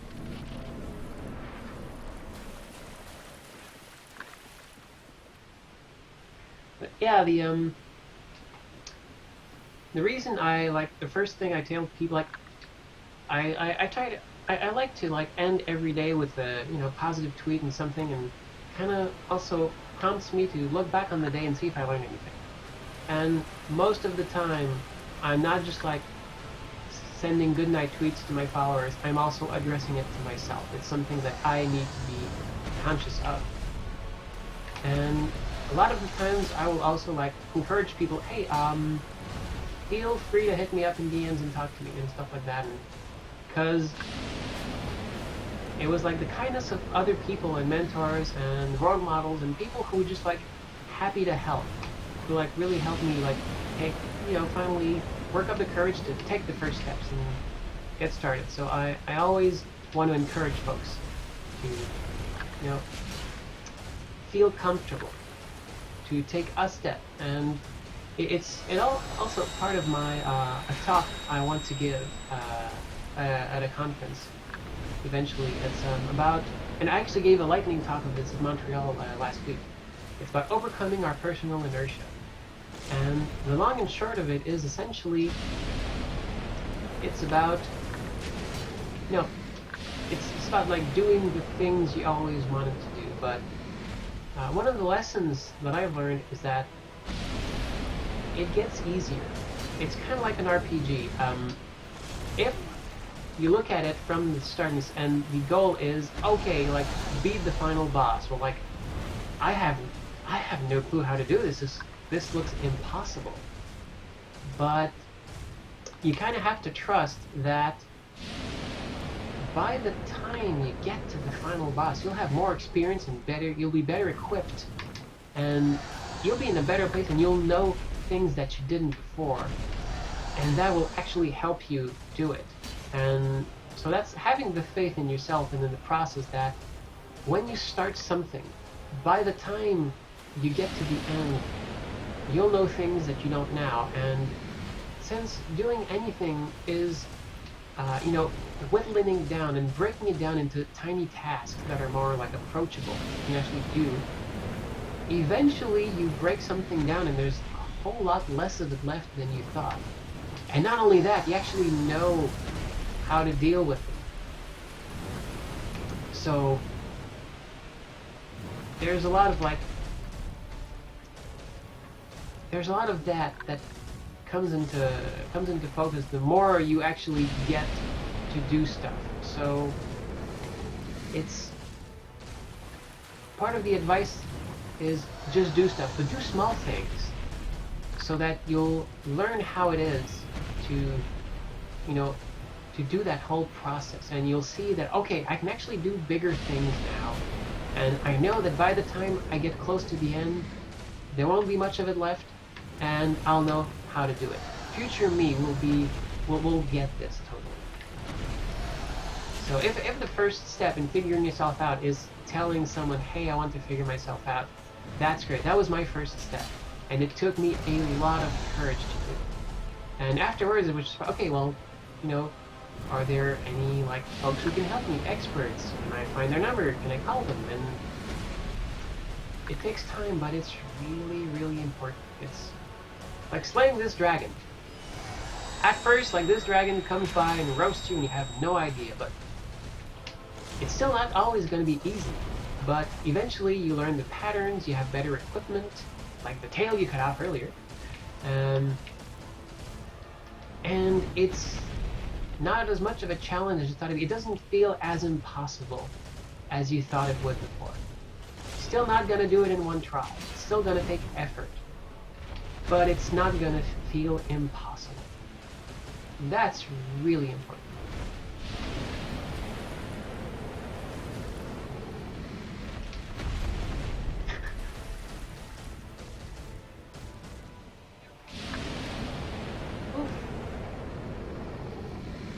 As long as you get back up after you get burned. That's the important part. And don't get stuck in the corners. It's always a bad idea.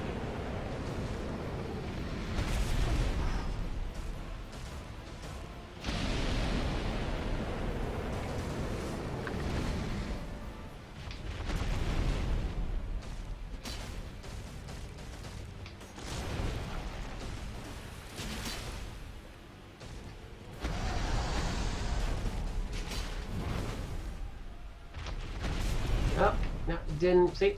I overcommitted and didn't have the stamina, and now I couldn't dodge when I needed to.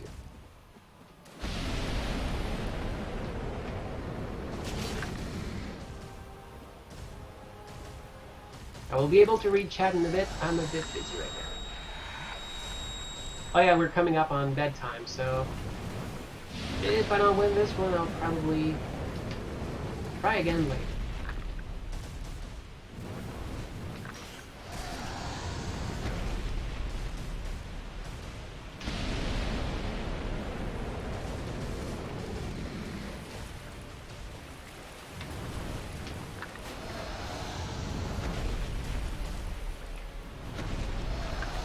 And again, third time's the charm. And the great part is now his attacks don't have the tail part of them.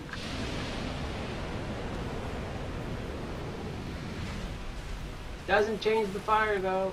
That still hurts.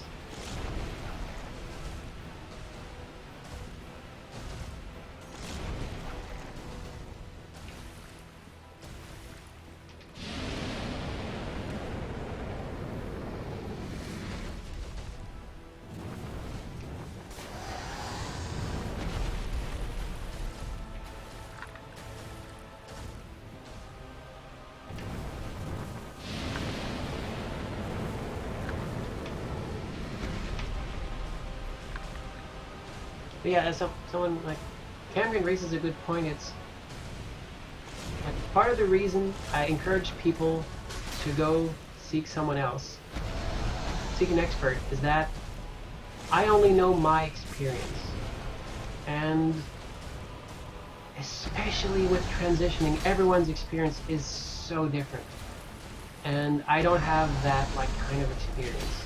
But like gender therapists usually like will have experience with a ton more people and will be better suited to help, you know, guide people down their paths. So I do what I can, but I don't.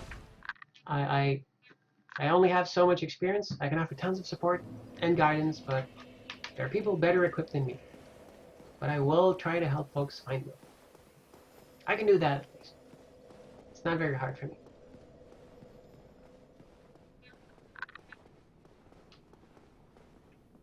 Thank you, Gazan. I do try to be positive. It's not always easy. I get like, especially lately, I've been having terrible times and ups and downs and a whole lot of stuff from all angles and all different kinds of ways that mood can be brought low, but I still make it. I have really fun people in my life, incredible friends, relationships I treasure, and I want to keep going. I know eventually it'll get better. That's the great, also kind of the great part about transitioning. Literally every day is better than the last. But like over time, but it gets hard. But if I can stay positive, can inspire, like that's the thing. Like bad mood won't spread, but a positive mood will. And if you have enough people, a nice support structure, and you spread happiness around. When you need it, there'll be happiness around that can come back to you. That's going to be last attempt on Calamite for tonight. I'm glad we got the tail, we got some good progress. Next time, if I don't beat him now, we might actually just go try Manos. Manus? And come back to this fella later.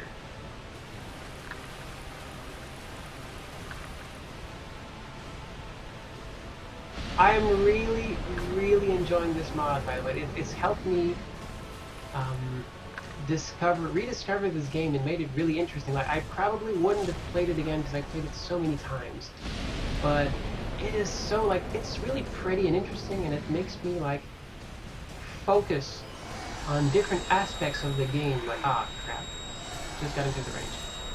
It helps me, like, focus on the design, the enemies, the placement, stuff like that, so because I'm not like dazzled by the textures and stuff like that. So I really, really appreciate the mod you've made. It's given me like another chance to rediscover this game. And I appreciate that a lot.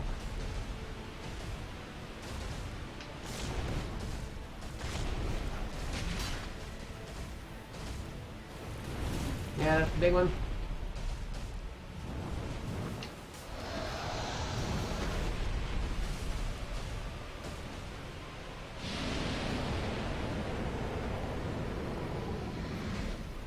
Especially beautiful while fighting this dragon. Oh my god.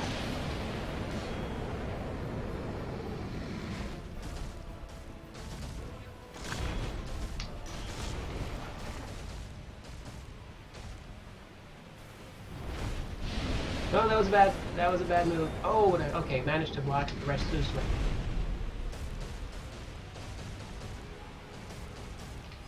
Not twice. You do not want to get debuffed twice, because I think it does stack.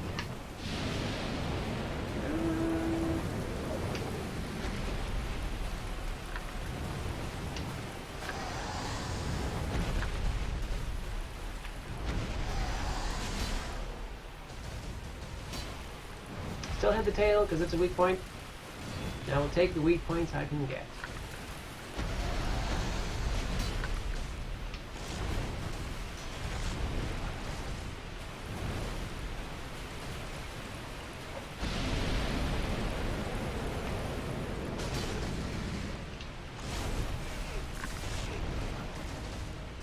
Oh, still alive.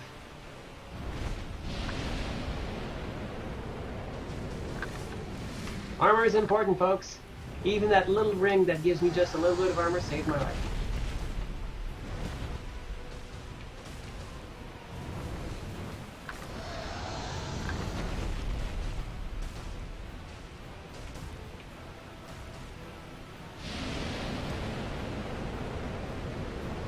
Yeah, well, I wouldn't call textures dazzling, but the presence, the fact that they're there, still distracts.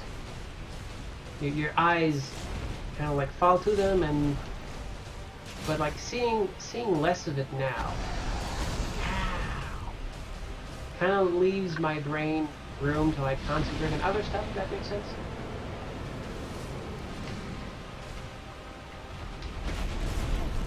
Oof.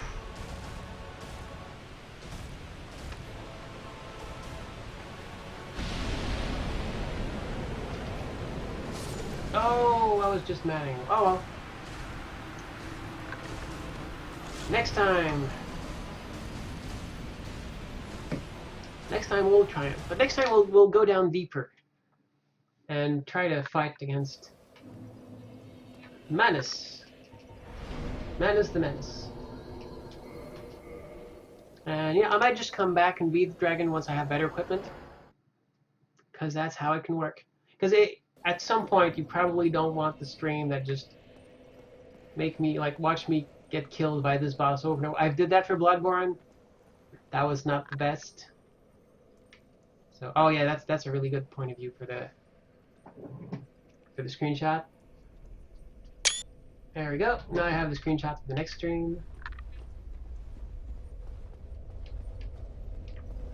That's gonna be cool.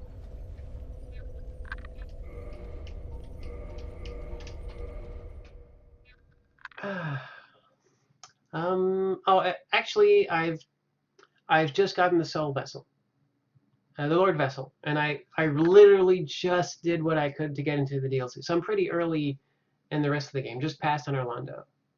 So there's going to be like some cool Lord Souls to get once I'm done with the DLC. And I usually stream on the weekdays. Not every weekday. It varies. I'm not very regular, but I kind of want to. I kind of want to be. So usually, but like at 8 EST is when I will stream. If I'm gonna stream, it's gonna be at that time. Sometimes over the weekends, but usually weekdays at 8. Um, I should probably like buckle down and set some sort of schedule. That sounds like something I should do. I also need to make myself a little graphic that I can put like like temporarily away thing.